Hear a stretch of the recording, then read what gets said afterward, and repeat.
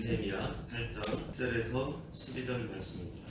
느헤미야 8장 제가 읽겠습니다. 예수아와 바니와 세레비아와 야인과 악굽과 사부대와 호디야와 마세야와 그리다와 아사랴와 요사박과 하난과 블라야와 레위 사람들은 백성이 제자리에 서 있는 동안 그들에게 율법을 깨닫게 하였는데 하나님의 율법책을 낭독하고 그 뜻을 해석하여 백성에게 그 낭독하는 것을 다 깨닫게 하니 백성이 율법의 말씀을 듣고 다 우는지라. 총독 느헤미야와 제사장 겸 학사 에스라와 백성을 가르치는 레위 사람들이 모든 백성에게 이르기를 오늘은 너희 하나님 여호와의 성일이니 슬퍼하지 말며 울지 말라 하고, 느헤미야가 또 그들에게 이르기를 너희는 가서 살찐 것을 먹고 단 것을 마시되 준비하지 못한 자에게는 나누어 주라. 이날은 우리 주의 성일이니 근심하지 말라. 여호와로 인하여 기뻐하는 것이 너희의 힘이니라 하고, 레위 사람들도 모든 백성을 정숙하게 하여 이르기를 오늘은 성일이니 마땅히 조용하고 근심하지 말라 하니, 모든 백성이 곧 가서 먹고 마시며 나누어 주고 크게 즐거워하니 이는 그들이 그 읽어 들려준 말을 밝히 아니라. 오늘 말씀 제목은 10절 말씀에 있는 여호와로 기뻐하는 것이 우리의 힘이다 라는 말씀입니다. 오늘 본문에서는 이스라엘 자손들이 성벽을 완성하고 그 7월의 절기들을 지키면서 은혜를 받고 너무 감격해서 울었어요. 그리고 포로 생활 70년을 생각하니 너무나 한스럽고, 그 가운데서 하나님의 말씀을 들여다보니 그동안 자기들이 살아왔던 그 세월이 참 부족하고 잘못되었다는 것을 생각하면서 눈물을 흘리면서 울었습니다. 그때 에스라와 느헤미야가 오늘은 우는 날이 아니다 라고 말을 해줍니다. 우리가 죄를 회개하고 깨닫고 우는 것은 자연스러운 일이에요. 하지만 이들의 말처럼 계속 울고만 있지 말라는 말입니다. 에스라는 여호와를 기뻐하는 것이 너희의 힘이라고 말하고 있어요. 성경에는 항상 기뻐하라고 했습니다. 우리가 항상 기뻐하지 못하는 것은 가장 큰 이유는 무엇이냐 하면 우리가 하나님을 기뻐하지 않고 하나님께서 주신 것으로 기뻐하려고 했기 때문입니다. 하나님께서 우리에게 돈을 주시면은 돈으로 기뻐하고, 자식을 주시면은 자식으로 기뻐하고, 집을 주시면은 집으로 기뻐하기 때문에 항상 기뻐하지 못하는 것입니다. 바로 그러한 것들을 주시는 하나님으로 우리가 기뻐해야 되겠습니다. 여호와 하나님께서 항상 우리와 함께 하시고 항상 우리의 기도를 들어주시고 또 항상 우리를 돌봐주신다는 사실을 우리가 알아야겠습니다. 그것을 알을 때에 우리가 항상 기뻐할 수 있는 것입니다. 항상 기뻐하는 것은 우리가 주님 안에서가 아니고서는 있을 수가 없는 일입니다.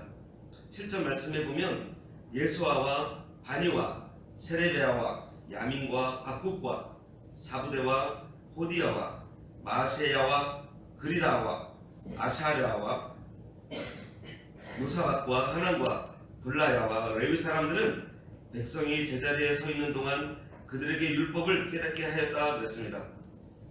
여기 나오는 13인의 그 레위인은 에스라에게 율법을 들은 백성들에게 그 율법을 해석해서 그 깨닫게 했습니다. 이 13사람은 그 사절에 나오는 좌우편에 늘어서 있던 그 사람들이 아니고 다른 사람들입니다.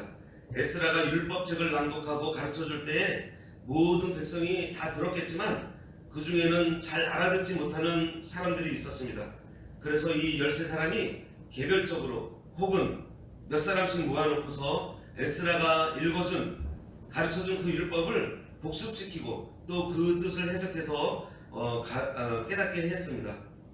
그리고 어떤 학자들은 이 부분에 대해서 설명할 때 이때 에스라는 율법책이 히브리어로 되어 있기 때문에 히브리어로 읽어주고 또 이스라엘 백성들이 바벨론 포로 생활을 하면서 그때 당시에 사용했던 그 갈대아어, 아람어로 되어 있기 때문에 그것을 통역해주고 번역해줬다라고 해석해주시는 사람도 많습니다.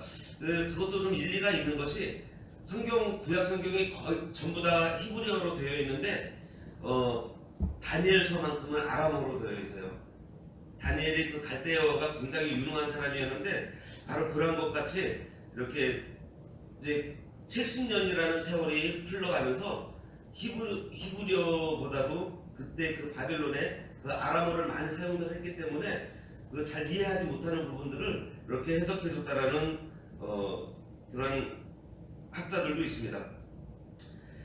이게 참 진리를 깨닫는 것이 굉장히 중요한 것 같아요. 이 진리를 깨닫지 못하는 사람은 미혹에 들어가고 망한다고 했습니다.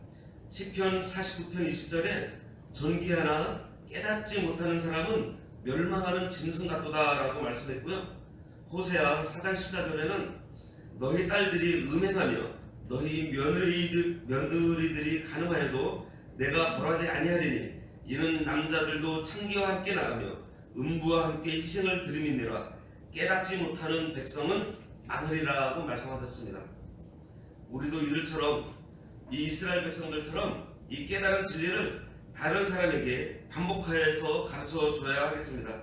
하나님의 말씀을 바로 깨달았으면은 그때는 우리들은 죄책을 느끼지 않을 수 없고 그로 인해서 애통하지 않을 수 없습니다. 다니엘도 주님 앞에서 그의 아름다운 빛이 변하여 썩은 듯 하였다고 말하고 있어요. 다니엘 10장 8절에 그러므로 나만 홀로 있어서 이 큰 환상을 볼 때에 내 몸에 힘이 빠졌고 나의 아름다운 빛이 변하여 썩은 듯 하였고 나의 힘이 다 없어졌으니 라고 말하고 있어요. 또 사도 바울도 자기는 죄인 중에 괴수라고 했습니다. 디모데전서 1장 15절에 mit보다 모든 사람이 받을 만한 이 말이요 그리스도 예수께서 죄인을 구원하시려고 세상에 임하셨다 하였도다. 죄인 중에 내가 괴수니라 라고 말합니다. 사도 요한도 밤모섬에서 예수님 앞에서 자기의 부족함을 깨달아 그 발 앞에 거꾸로 죽은 자와 같이 됐다고 했어요. 바로 이러한 것 같이 우리가 하나님의 진리의 말씀을 깨닫게 되면은 나의 부족한 것, 또 내가 얼마나 추하고 더러운 사람임을 깨닫게 돼서 회개를 하게 되는 것입니다. 8절에 보면 하나님의 율법책을 낭독하고 그 뜻을 해석하여 백성에게 그 낭독하는 것을 다 깨닫게 하니 라고 했어요. 이것이 지금 설교의 근본입니다. 이 8절 말씀이에요. 먼저 하나님의 말씀을 읽어주고 그 뜻을 해석해주는 것이 설교입니다. 읽고 그대로 다 알아들을 수 있다면 참 좋을 텐데 그렇지 않은 사람들이 많이 있기 때문에 이렇게 성경을 읽고 해석해주는 설교를 이렇게 강의 설교라고 합니다. 성경을 읽고 강의하고 해석을 해준다는 그러한 뜻이에요. 우리는 하나님께서 김현봉 목사님 또 이병규 목사님을 통해서 이렇게 성경에 대한 바른 가르침을 받게 해주신 것에 대해서 참 감사해요. 이게 좀 우리 교회만 나와 보셔서 그러는데 혹시라도 여행을 가거나 다른 곳에 가서 가지고 그 다른 교회를 이렇게 가시다 보면은 이렇게 강의 설교보다도 주제 설교를 많이 해요. 그러면은 그 말씀에서 그 주는 그 은혜와 그 교훈이 얼마나 그 간절하고 사모한지 우리가 알 수 있습니다. 이렇게 해서 에스라는 성경을 읽어주고 또 가르쳐주면은 그 옆에 13사람의 그 레위 사람들을 찾아가서 일일이 해석해주고 또 깨닫지 못하는 분을 설명해주고 또 이 말씀은 무슨 뜻이냐고 물어보면은 또 가르쳐주고 하는 이러한 일들을 했습니다. 그래서 그 말씀대로 깨닫게 해서 순종할 수 있도록 해줬던 것입니다. 9절 말씀에 백성이 율법의 말씀을 듣고 다 우는지라 총독 느헤미야와 제사장 겸 학사 에스라와 백성을 가르치는 레위 사람들이 모든 백성에게 이르기를 오늘은 너희 하나님 여호와의 성일이니 슬퍼하지 말며 울지 말라 하고 그랬습니다. 오늘은 너희 하나님 여호와의 성일이니 슬퍼하지 말고 울지 말라고 합니다.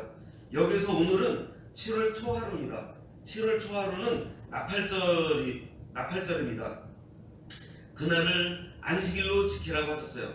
그러니까 제7일 안식일을 말고 또 하나님께서 정해주신 날이십니다. 성일, 거룩한 날. 그 날을 또한 안식일로 지키라고 말씀을 하셨어요. 이 나팔절은 나팔하면 생각나는 게 뭐가 있죠? 나팔하면은 예수님께서 재림하실 때 천사들이 나팔을 불면서 오십니다. 그래서 이 나팔절은 예수님의 재림을 상징하는 그러한 절기예요. 이렇게 하나님의 말씀을 깨닫고 나니 자기들이 이제 보인 겁니다. 성경 말씀은 심령의 거울이라고 했어요. 야고보서 1장 22절에서 23절에 너희는 말씀을 행하는 자가 되고 듣기만 하여 자신을 속이는 자가 되지 말라. 누구든지 말씀을 듣고 행하지 아니하면 그는 거울로 자기의 생긴 얼굴을 보는 사람과 같아서라고 말씀하셨어요. 이 말씀으로 우리가 그 심령의 거울, 하나님의 말씀으로 자기를 들여다봐야 하겠습니다. 어떤 사람들은 이 설교를 들으면서 이 말씀은 아무개가 들었으면 참 좋았을 텐데 아무개 집사가 왜 안 왔지? 이걸 들어야 되는데 라고 생각하는 거 잘못된 겁니다. 그것은 그 거울로 남의 얼굴을 비추고 있는 것이에요. 하나님께서는 이 말씀을 다른 사람한테 주는 것이 아니라 바로 나에게 주시는 말씀입니다. 이 말씀을 내가 듣기를 원해야 되고 내가 이 말씀에 나를 비추어 봐야 돼요. 이렇게 해서 이렇게 말씀을 제대로 가르쳐주고 깨닫게 해주니 이 말씀을 깨닫고 이 이스라엘 백성들이 모두 울었습니다. 자기를 비추어 보니 그 귀한 말씀을 순종 못해서 고난을 받았다라는 것을 생각하니 너무 마음이 한해스러워서 울었어요. 그러면서 여기서 느헤미야가 오늘은 성일이니 너희들 울지 말고 기뻐하라고 얘기를 하고 있어요. 하나님이 특별히 복을 주시기 위해서 구별한 날이기 때문에 슬퍼하지만 말고 울고 있지만 말고 기뻐하라고 얘기를 합니다. 하지만 우리가 자기를 비추어 봐서 자기 죄를 깨닫고서 슬퍼하고 우는 것은 너무나도 당연한 일이고 자연스러운 일이에요. 하지만은 이때 이 지도자들은 슬퍼하지만 말고 울고 있지만 말고 기뻐하고 일어나라고 얘기를 하고 있습니다. 알고 보면 우리가 회개하는 것도 참 감사하고 기쁜 일이라고 생각이 들어요. 회개할 때는 눈물을 흘리지만 회개하고 나면 하나님께서 우리 죄를 용서해 주시기 때문이에요. 또 회개한 우리를 또 하나님께서 받아주시잖아요. 그렇기 때문에 우리가 회개를 하고 나면은 감사가 나오고 찬양이 나올 수밖에 없는 겁니다.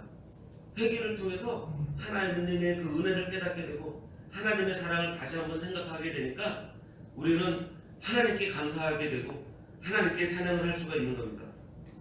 회개가 우리가 그냥 눈물로만 끝나면은 제일 좋아하는 것이 마귀입니다. 마귀는 자꾸 우리들에게 고민거리를 주고 고민하라고 하고 자꾸 죄책감에 빠지게 하고 자꾸 울라고 충동을 합니다. 이 회개는 죄를 내어놓고 죄를 버리고 아버지께로 돌아가는 것이지 후회하는 것이 아니에요. 후회로 끝나는 것은 회개가 아닙니다.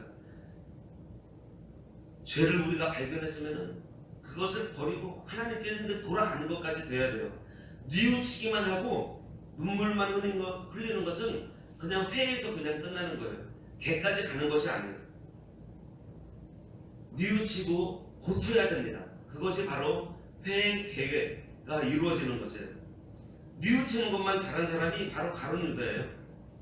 그는 너무너무 잘 뉘우쳐서 동매어 자살을 해버렸을 정도입니다. 반면에 회개를 잘한 사람은 베드로입니다. 베드로는 예수님을 저주까지 하고 부인했던 사람으로 어떻게 보면은 가룟 유다보다도 죄가 적다고 할 수가 없어요.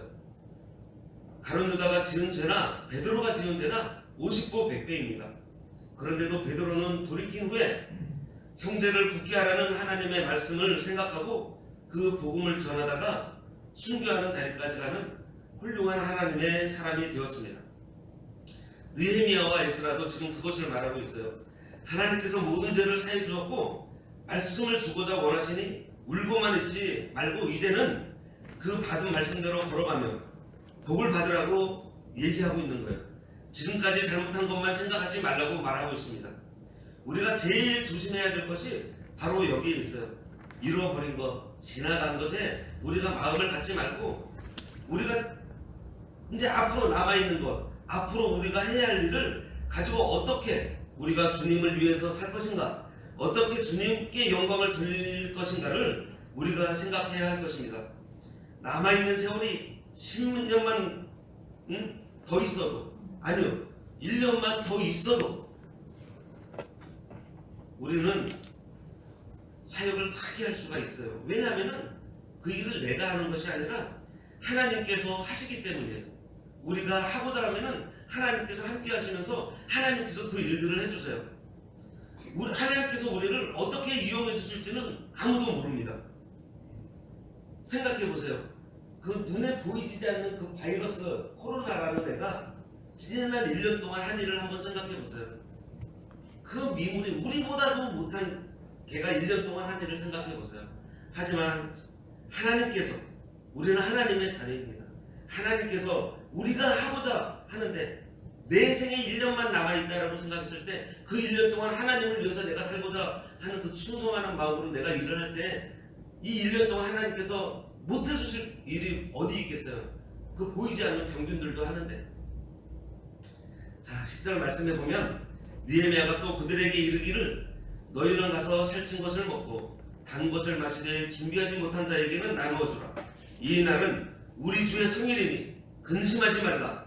여호와로 인하여 기뻐하는 것이 너희의 힘이니라 하고 그랬습니다. 하나님께로부터 은혜를 받고 말씀을 받았으니 이제는 가서 소고기도 먹고 양고기도 먹으라고 합니다. 예비하지 못한 자에게는 또 너희가 나누어 주라. 또 이때 음식을 준비하지 못하고 나온 사람들에게, 그렇게 단 것을 준비하지 못한 그러한 사람들에게 서로 나눠주라고 말씀하십니다. 이렇게 서로 나누려고 하는 마음은 하나님께 주시는 마음이요, 은혜 받은 사람의 마음입니다. 참 나눠주는 거 좋아요. 우리 성도님들 보면은 이렇게 막 나누고 베풀려고 하시는 분들이 많아서 저는 참 기쁩니다. 그러면서 여기 얘기를 해요. 여호와를 기뻐하는 것이 너희의 힘이니라. 아까도 말씀을 드렸지만 여호와께서 주신 것으로 기뻐하지 말고 여호와를 기뻐하고 하나님이 내 아버지인 것을 기뻐하시기 바랍니다. 하나님이 내 기도를 들어주시고 계신다는 것을 기뻐하시기 바랍니다. 하나님이 내 죄를 다 해결해 준 것을 기뻐하시기 바랍니다.